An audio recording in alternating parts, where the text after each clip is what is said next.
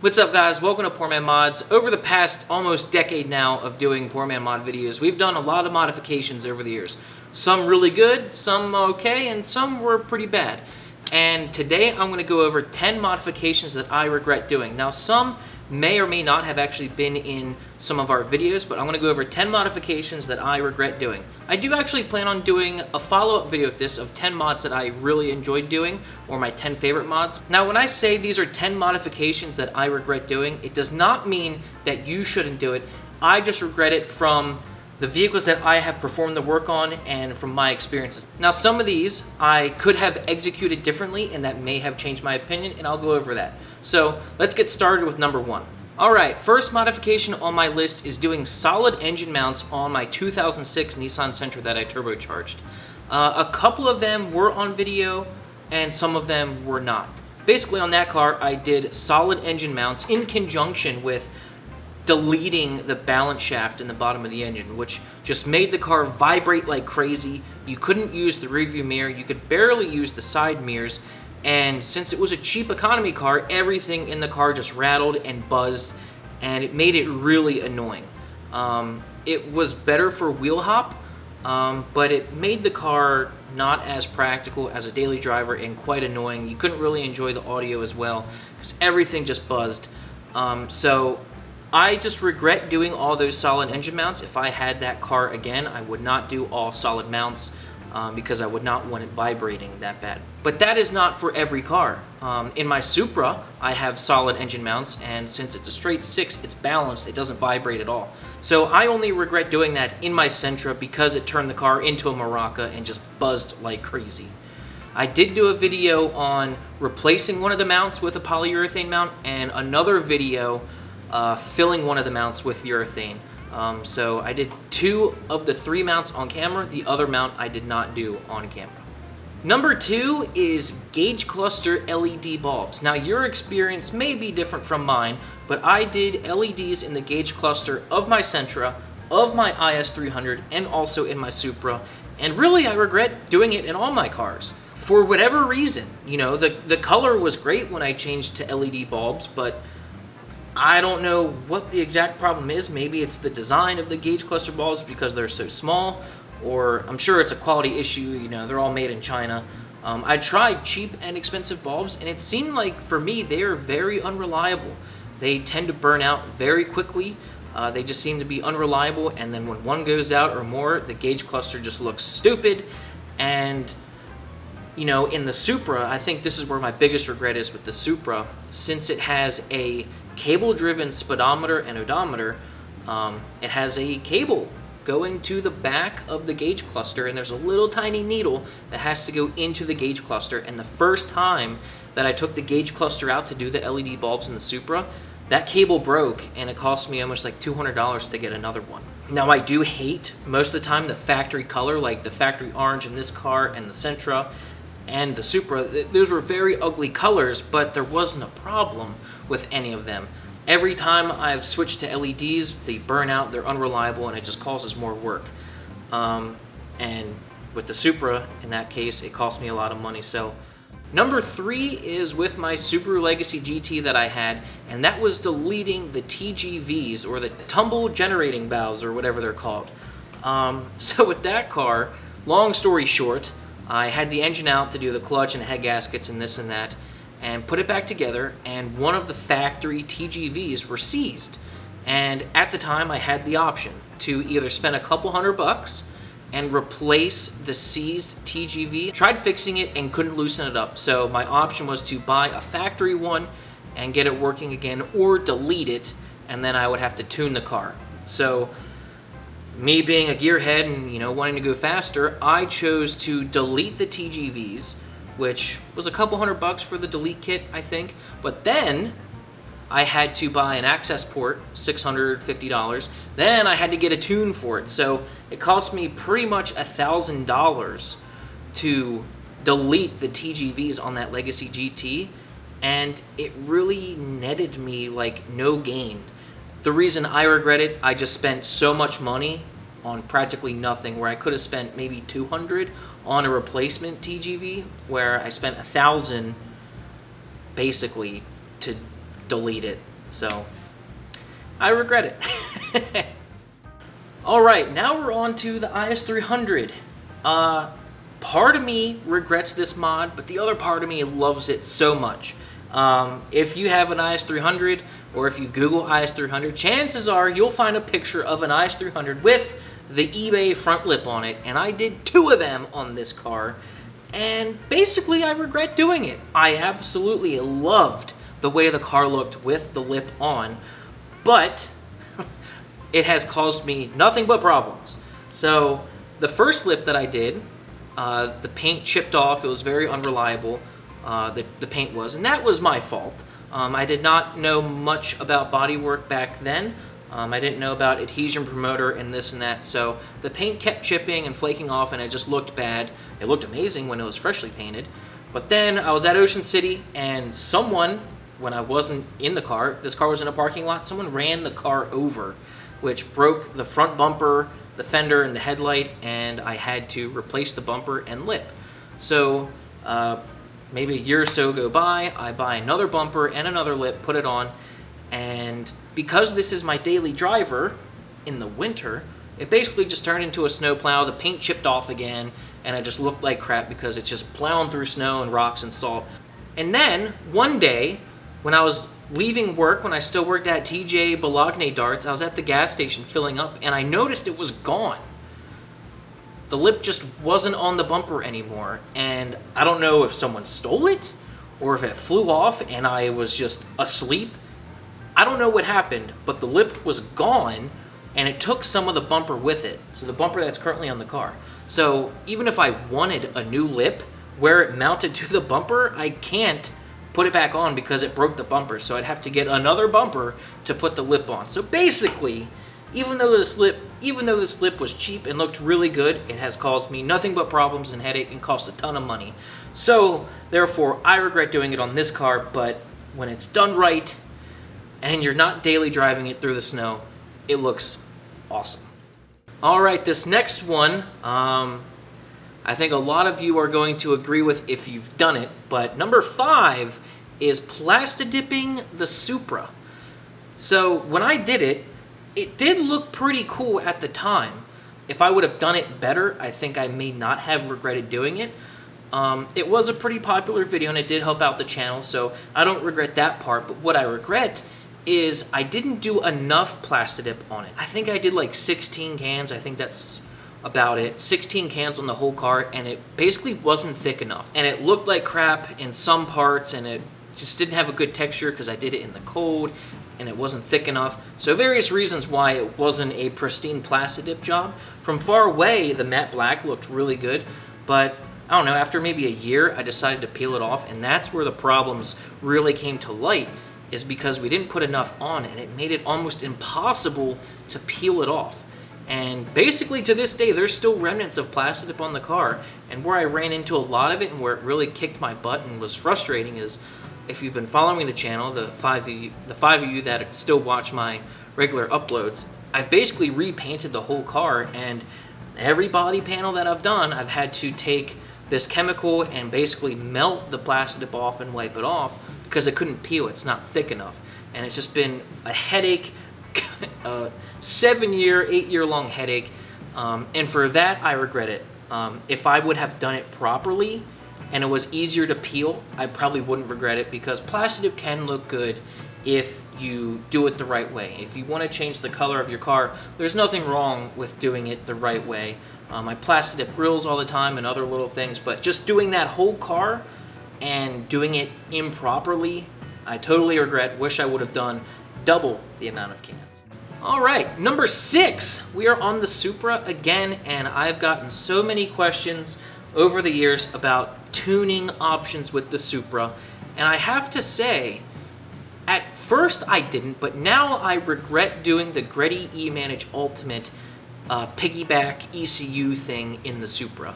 Mainly because it was just an unnecessary cost that just delayed further modification and improvement to the car, which I think most people who have eventually gone to standalone understand. So originally I did the Apexi AFC Neo in the Supra. I don't regret that at all because it wasn't that expensive, and you know, it did make the car drive better and make more boost at the time. And I did do a really good video on how to tune with the Apexi Neo if you haven't seen that. I don't regret doing the Neo at all, but the Freddy E-Manage, after it was all said and done, was close to $1,000. And I was still dealing with the factory ECU, the Supra 1JZ ECU, which is unreliable. I went through 2 factory ECUs because the capacitors just go bad.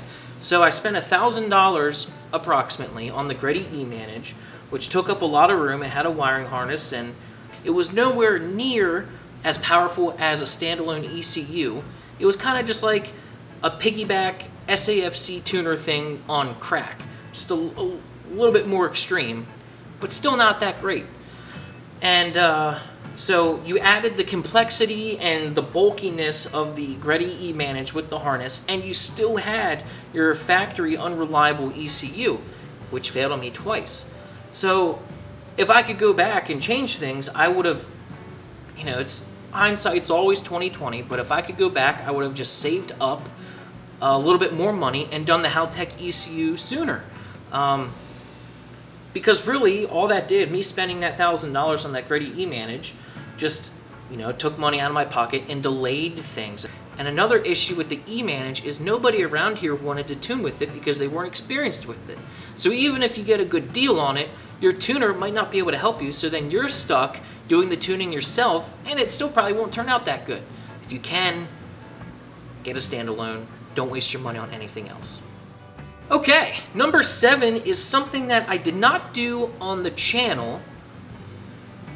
Actually, I did do it on the channel, but it's not something I've done to my own personal vehicles, and that is cheap coilovers. Many years ago, not many of you have probably seen it, but I did a video on installing coilovers on an Acura RSX, and then I did another video that not many people saw, installing coilovers on a BMW E30. Both of those were cheap coilovers. The RSX were Racelands, and the BMW E30 were just cheap, like $200 eBay coilovers. And then about a year ago, I think, I installed another set of Racelands on a Mini Cooper. And I have to say, now they weren't my cars, but talking to the owners of those vehicles, driving those cars with those cheap coilovers, they all regret it.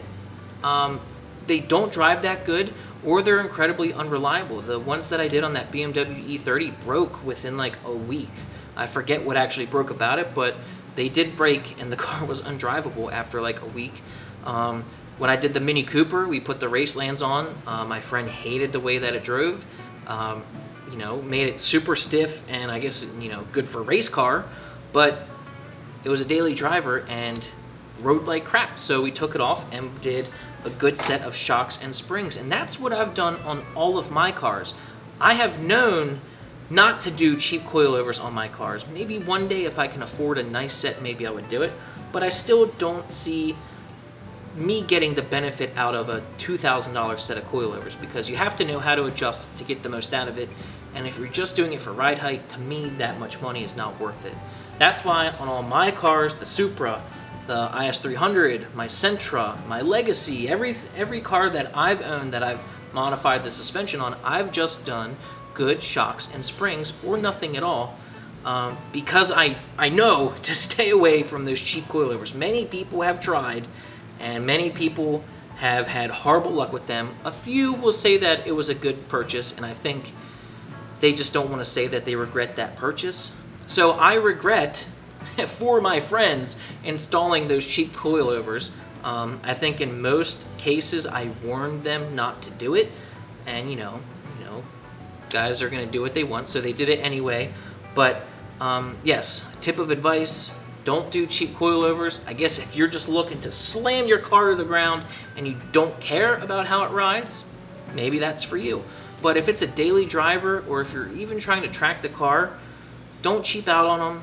Get at least a good set of, teens or BC Racing. I think you kind of want to be closer to the $1,000 range to get a quality set, and some even say that is cheaping out. So my advice, unless you're a race car driver, or unless you're trying to slam the crap out of your car, just do a nice set of shocks and springs. It may be more expensive, but it's gonna ride really good and you probably will not regret it. Nice set of like Coney adjustable shocks and iBox springs or H&R springs, something like that, and it's gonna ride really good. So yeah, take that advice for what it's worth. Okay, we are back to my 2006 Legacy GT. Now, when I first got it, it had 109,000 miles, something like that. Shortly after, the OEM clutch went up. I replaced the clutch, and of course, me being a gearhead and want to go fast and this and that, I decided to install a competition clutch package, a stage 2 competition clutch, mainly because that was the cheapest option. That car had a dual mass flywheel, which was very expensive, and you know, I knew I was going to modify the car and wanted more power, so I didn't want to put just a stock clutch in, which is what I eventually did. But I searched around for various different options and came across a competition clutch stage 2 kit, which came with a lightweight flywheel and a stage 2 clutch. Cool. So I did that, and I absolutely regret doing that clutch package. For some reason, that was just so unbelievably difficult to drive. Now, my Supra, on the other hand, has a spec stage 4 6-puck unsprung clutch disc and a lightweight flywheel, and it's actually not that bad to drive. So I was thinking, okay, the Legacy probably won't be that hard to drive. Well, I was very wrong. That car, I don't know if it was a defect with the clutch kit or just how it was made or what, but basically, to drive the car, you either had to burn the clutch to where you were smelling it burning, or you were stalling it, or you were chattering like crazy. There was no just, nice gentle takeoff. Like, it was very, very, very easy to stall. I stalled that car more than I've ever stalled the Supra. I don't even really stall the Supra. But if you feathered the clutch enough to where it didn't chatter or stall, you were smelling the clutch burn, which was horrible. I drove that car in stop and go traffic for about a year, and my left leg was killing me, and I was just getting more mad and more mad every time I drove that car. And that's when I decided to pull the engine out, do the clutch again, and also the head gaskets and the TGV delete. So basically, if my OEM clutch didn't fry, I wouldn't have had all these problems with that car. But, you know, it doesn't always happen like that. So I definitely regret doing that competition clutch kit. When I put the car back together, I did a exity clutch kit and kept a lightweight flywheel. And that drove perfectly fine. It drove great. So for whatever reason, that competition stage 2 kit was horrible for me, and I totally regret it. One of my worst automotive purchases ever, aside from the actual Legacy itself. Number 9, we are back at the Supra, and this one I feel like a lot of people can probably relate to. I totally regret deleting the air conditioning in that car. Now, having it out does make for more room for working on it and this and that, but I like driving that car in the summer, and for some reason the aerodynamics of that car it doesn't allow for air to move that well through the cabin. You can be going down the highway with the windows down, and there isn't that much airflow in there. There's so much positive pressure inside the cabin when you're driving with the windows down that you can drive in the rain, at least in my car. I drove all the way to Ocean City, like 4 hours in the rain with the windows down, and never got wet inside. Kept me dry, which is kind of cool, but you don't ever cool off. There's no good airflow, and I sweat my ass off in that car.